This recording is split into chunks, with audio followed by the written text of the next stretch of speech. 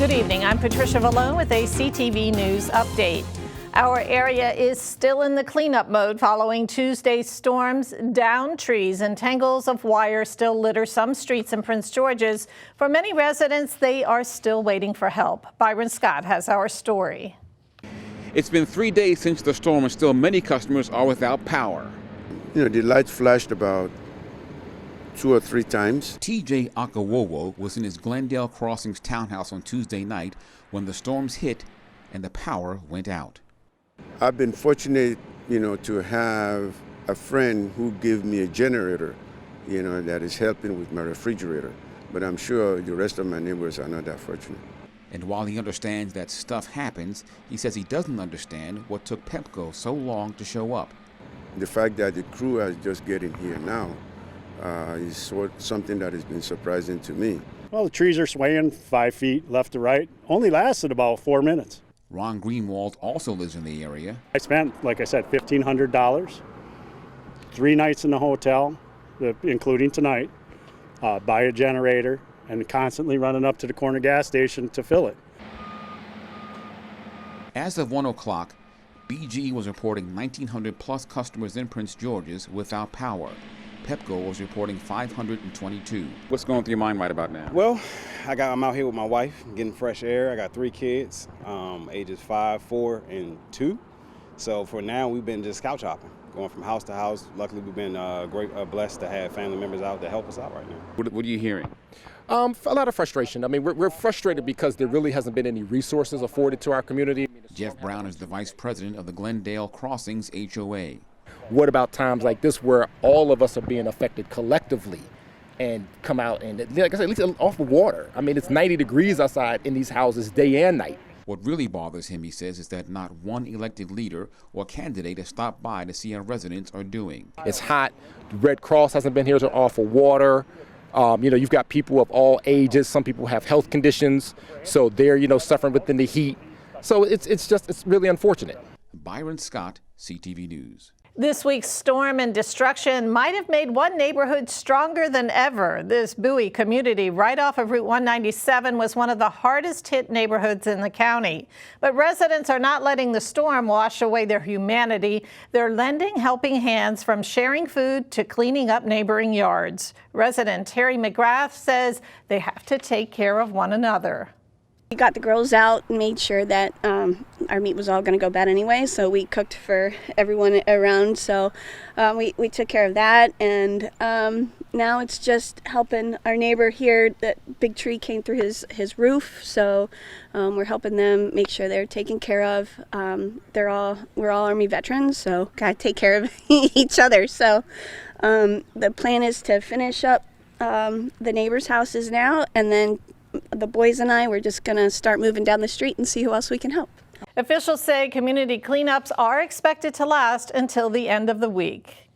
Well, police are investigating a fatal shooting in Forestville. Police were called to the Domino's Pizza at the 2900 block of Donnell Drive just before 6 p.m. last night.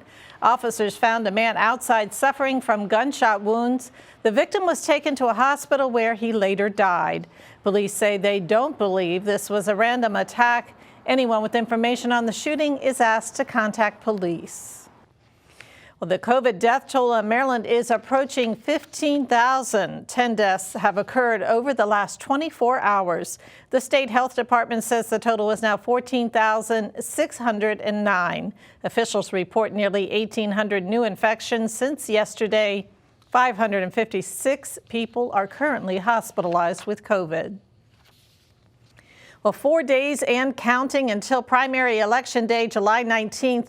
Once all the ballots are in and counted, many progressives are banking on a major upset in Prince George's politics. And some say their biggest target is the county council. The council has sufficiently pissed off enough people as it relates to this particular issue around redistricting that folks are really kind of fed up.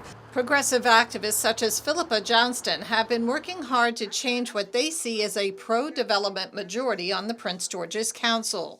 I think the goal of Progressive Maryland and many of other people in the county is to flip the county council so that we have more people on the county council who are going to look at our problems and issues from a different perspective. Progressive activists campaigned hard to help Edward Burrows win a special election earlier this year to fill a vacant District 8 seat. They're banking on his landslide win to repeat itself during the primary. He's one of several liberal candidates campaigning to earn a seat. Some would make a mark on the county council. I'll be the first ever elected LGBTQ member of the county council, and I think that there's due time for that to happen. And I've been spending my last 5 years here in the county working as a public defender, and now I want to be the people's advocate on the county council. We have Walla Bligay for District 6. We have Patrice Murray for District 4, Eric Olson, and then we also have Mr. Ramirez. And those are the 4 people that we'd like to get elected in those areas. Progressives are also banking on candidates who promote more transit-oriented development. With the Amazon project in Westphalia, the zoning had to be changed to bring the development that was being brought forth. We're not doing that under my watch. We're keeping the development where it belongs. Now, we have a very expensive $1 million 2035 plan that specifies very well how development should occur in the county. It should be along transit areas. They've identified 5 areas of the county that needs to be developed. Well, our current county council, the majority, refuses to really look at that as a map for how we develop the county, how we sustain economic development and improve it, and how we meet the needs of our county members. But a progressive will look at that differently. If there's more progressive people on the council, this will be a much more transparent, inclusive council, and I think I'm confident things will be run differently. I mean, those of us, Ed Burrows, Julian Ivey and I, we have concerns about the way the council tends to run, and we have ideas about making it, like I said, much more transparent, much more inclusive, much more user-friendly for the public. Progressives say they're hoping to gain not only a majority, but a supermajority on the council.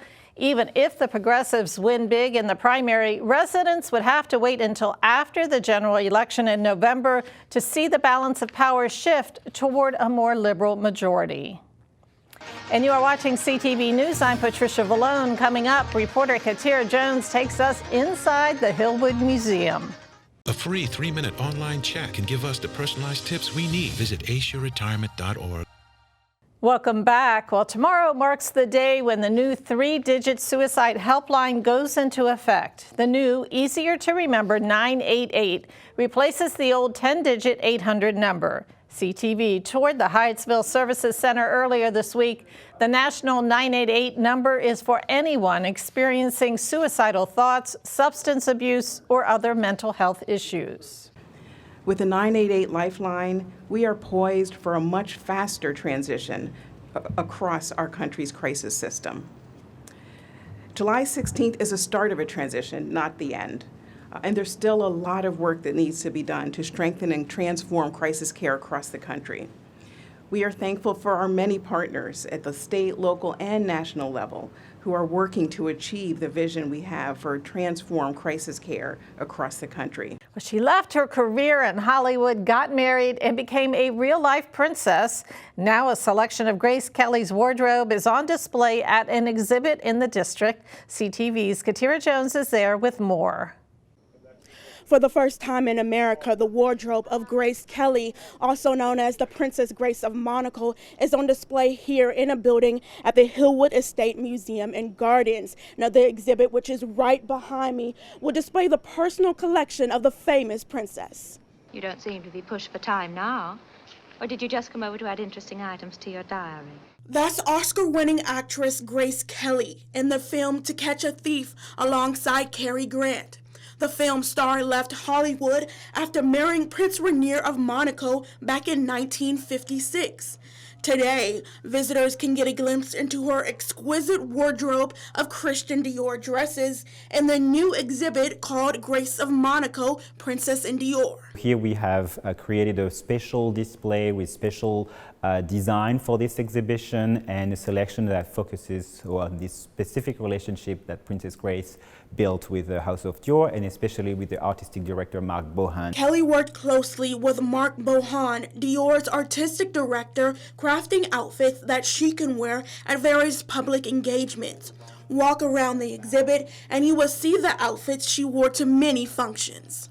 Illustrate you the daily life of a princess, of the Princess of Monaco. So from, day event, duties, charitable events, and so on, to the more formal, outfits that she will wear at a ball, like the Red Cross Ball, for example, or for special openings and events. The pieces in this exhibit includes more than 40 of Kelly's dresses, jewelry, and accessories.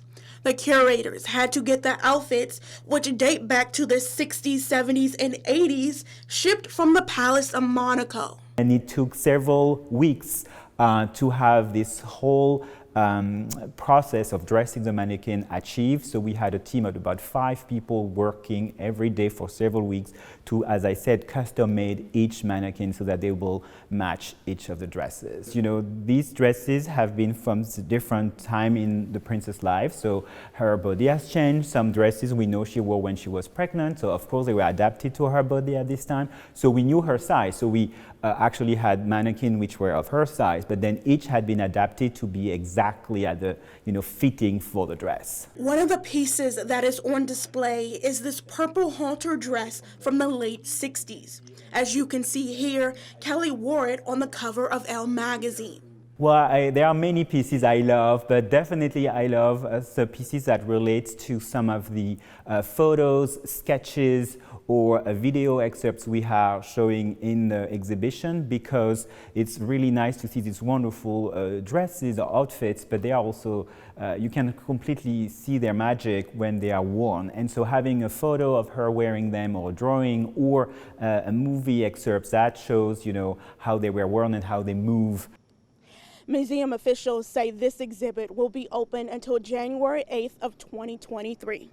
Katara Jones, CTV News. For more information on the Grace of Monaco Princess and Dior exhibit, you can visit hillwoodmuseum.org. And we will be back with more news in just a moment. Stay with us. COVID-19 has changed how we express our faith and gather to worship. We all want to get back to how we pray, how we congregate, how we lift our voices in praise. Now it's time to take the first step that lets us get back to spreading the word without spreading concern. Before we can safely come together, we need the facts. As COVID-19 vaccines become available, you may have questions. Should I get it? Is it safe?